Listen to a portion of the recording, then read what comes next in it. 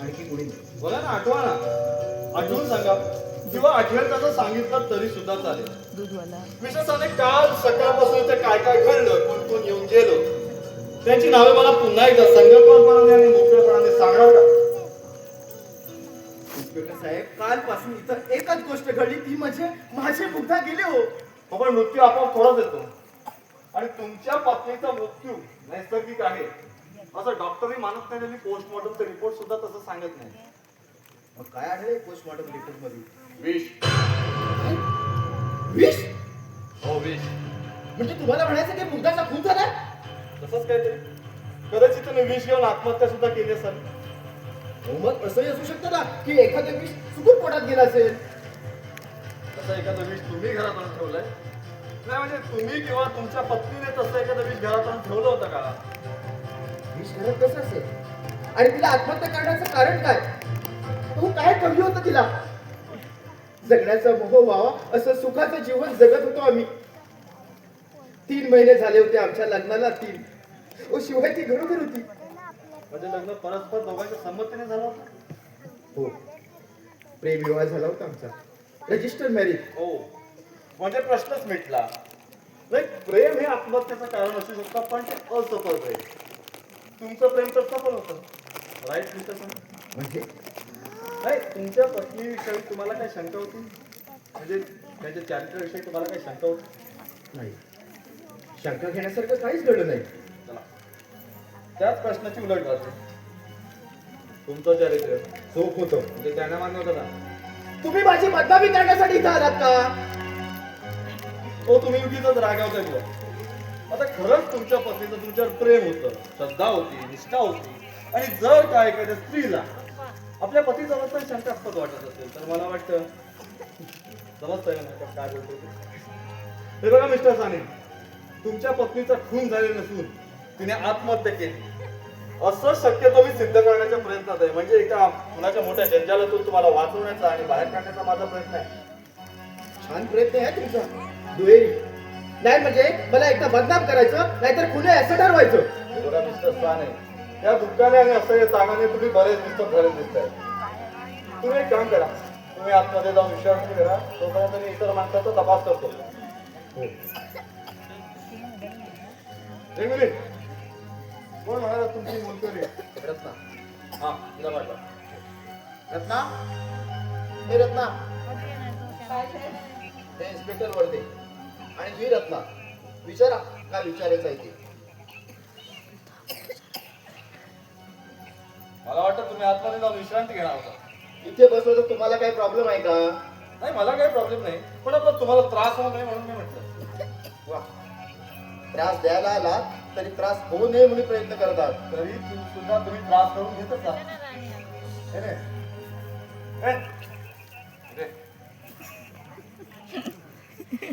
नाव काय तुझं? रत्ना. मी तुझ्या पाळण्यातलं नाव नाही विचारलं, संबंध नाव सांग. रत्ना साहेबराव सावंत. राहायला कुठे? ठाकुर्लीला.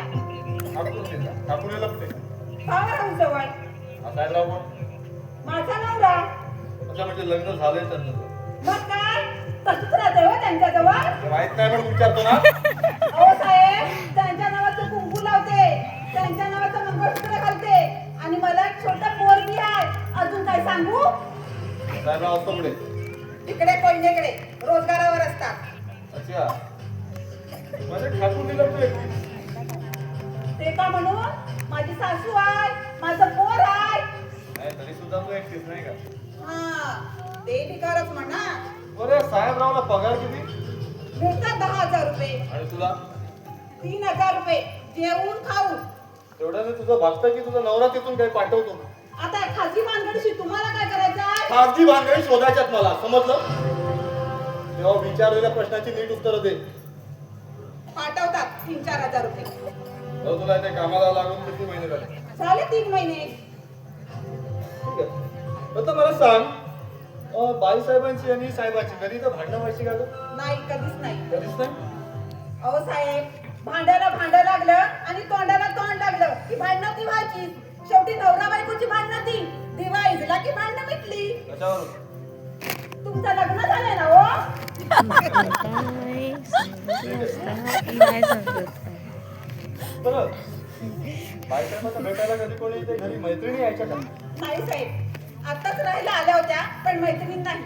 मग मित्र आपल्या या देशातल्या बायकांना मित्र नसतात साहेब. बरं हो. साहेबांना भेटायला कधी कोणी यायचं का मित्र किंवा मैत्रिणी? नाही साहेब. आता गोतू मला सांग, नको गो बाया तुझ्या बाईसाहेब कधी घराच्या बाहेर एकट्या जायच्या का? हा, आता त्यात न जायला काय झालं? हा म्हणजे बाईसाहेब बाहेर गेल्या हम्म, की घरात तू आणि साहेब दोघंच असायचं ना? होय. हा मग काल किंवा परवा किंवा अलीकडे अशी एखादी गोष्ट घडली की बाईसाहेब बाहेर गेल्या होत्या हम्म, आणि घरामध्ये तू आणि साहेब दोघंच होता आणि अचानक बाईसाहेब आल्या आणि त्यांनी पाहू नये ते पाहिलं. वाटोळं होईल, वाटोळं. बिया पडतील असं मंगाराच्या तोंडात. हे बघा साहेब, मी बघता सत्ता काय बी ऐकून घेणार नाही, कळलं का? मलाही तुमची नोकरी बी नका आणि तुमची कटकट बी नका. मी चालले.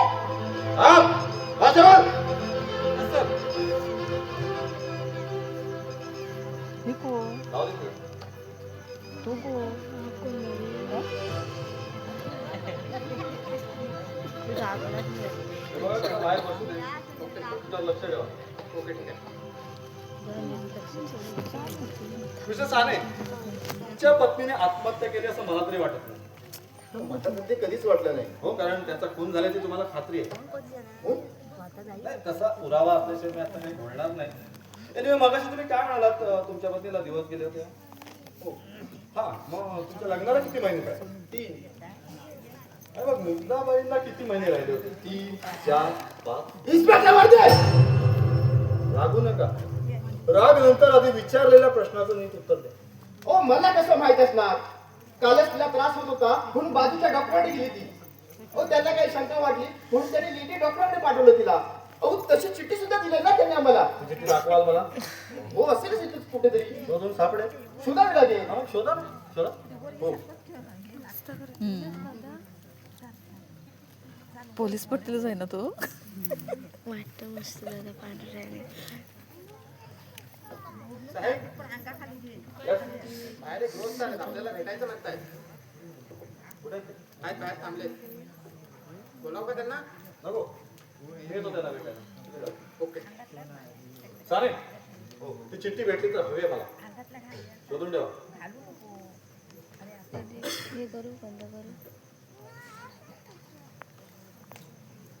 दादू झालं. रत्ना